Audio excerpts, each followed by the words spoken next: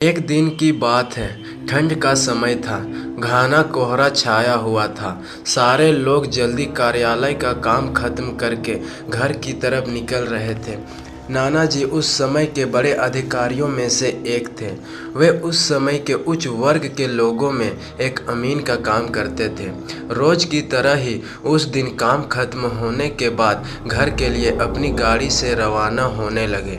रास्ते में उन्हें हाट से कुछ सामान भी लेना था, तो वे और साथियों से अलग हो गए। उन्होंने घर की कुछ ज़रूरत के सामान लिए और गाड़ी आगे बढ़ा दी। आगे जाने पर उन्हें कुछ मछली बाज़ार दिखा और वे मछली खरीदने के लिए रुक गए। ताज़ी मछलियाँ लेने और देखने में टाइम ज़्यादा ही गुजर गया। उनकी जब अपनी घड़ी पर नज़र गई तो उन्हें आभास हुआ कि आज तो घर जाने में बहुत देर हो जाएगी और ये सब लेकर घर पहुंचने में काफ़ी समय लग जाएगा। फिर यही सब सोचकर उन्होंने सोचा कि क्यों ना जंगल के रास्ते से निकला जाए तो जल्दी पहुंच जाऊंगा। तो उन्होंने अपना रास्ता बदल लिया और जंगल की तरफ अपनी गाड़ी को घुमा लिया। समय 11 बज चुका था। गाड़ी तेज़ रफ्तार से आगे बढ़े जा रहा था। तभी अचानक तेज़ ब्रेक के साथ गाड़ी को रोकना पड़ा। उनकी गाड़ी के आगे एक औरत ज़ोर ज़ोर से रो रही थी।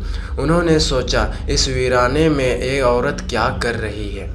उन्हें लगा कि कोई मजदूर की पत्नी होगी जो नाराज़ होकर घर छोड़कर जंगल में भाग आई है। तो उन्होंने उससे पूछा कि यहाँ जंगल में तुम क्या कर रही हो, लेकिन उसने कोई जवाब ना देकर और ज़ोर ज़ोर से रोने लगी। सारे जंगल में उसकी ने पूछा, तुम्हारा घर कहाँ है, लेकिन वो कुछ भी ना बोली।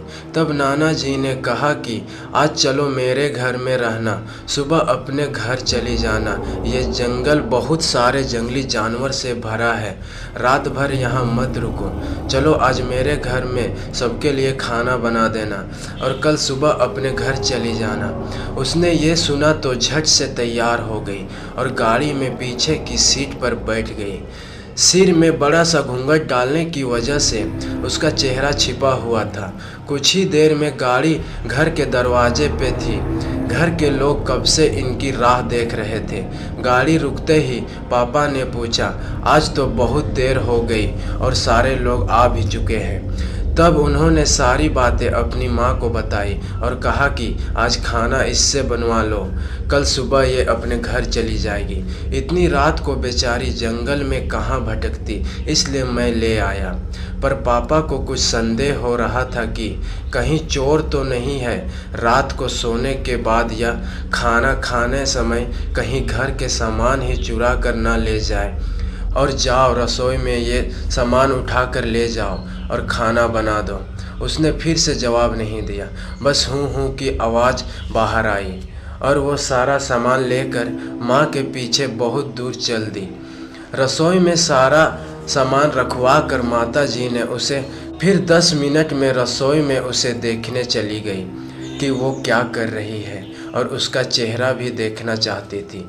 लेकिन वहाँ पहुँचती तो देखा कि वो मछलियों का थैला निकल रही थी।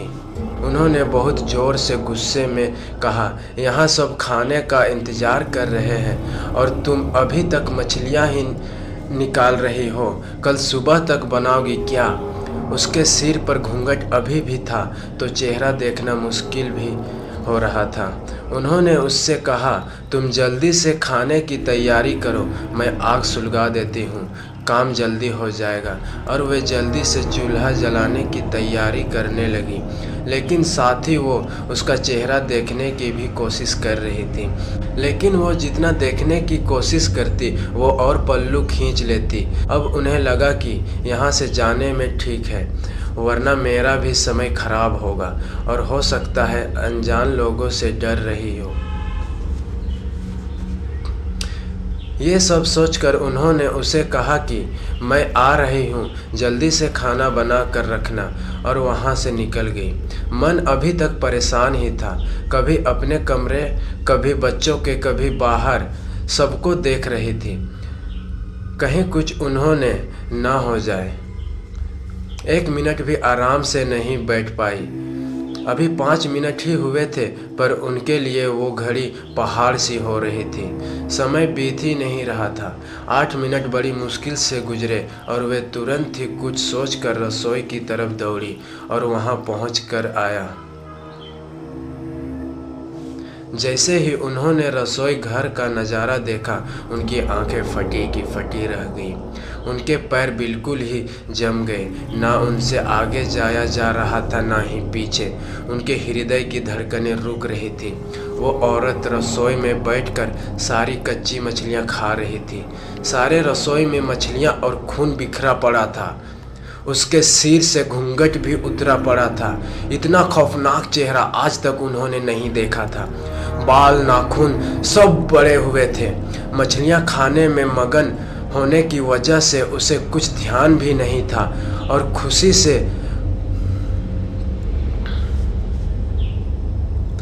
खुशी से कभी कभी वो आवाज़ें भी निकाल रही थी।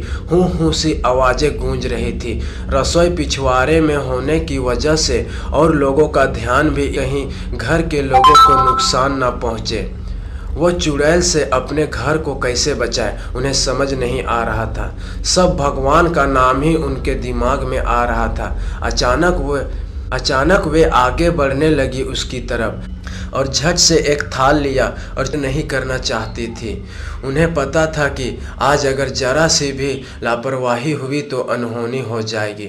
उस चुड़ैल के कुछ करने से पहले ही उन्हें भर लिया और चुड़ैल की तरफ लेकर जोर से फेंका। आग की जलन की वजह से वो अजीब सी डरावनी आवाज़ें निकालने लगी। अब तो उसकी आवाज़ें बाहर भी जा रही थी। सारे लोग बाहर से रसोई की तरफ भागे। वो चुड़ैल ज़ोर से हूँ हूँ ज़ोर की आवाज़ निकाल रही थी और पूरे रसोई में दौड़ रही थी और माता जी को पकड़ना भी चाह रही थी। लेकिन अब सारे लोग रसोई में आ चुके थे। काफ़ी लोगों की भीड़ देखकर वो और भी डर गई थी। लोगों की भीड़ को ठेलती हुई वो बाहर जंगल की तरफ भाग गई और सारे लोग ये मंजर देखकर डरे सहमे से खड़े थे और मन ही मन माता जी की हिम्मत की दाद दे रहे थे। और चैनल को सब्सक्राइब करके हमें सपोर्ट ज़रूर करें ताकि हम आपके लिए रेगुलर नई नई कहानियाँ लाते रहें। Thank you.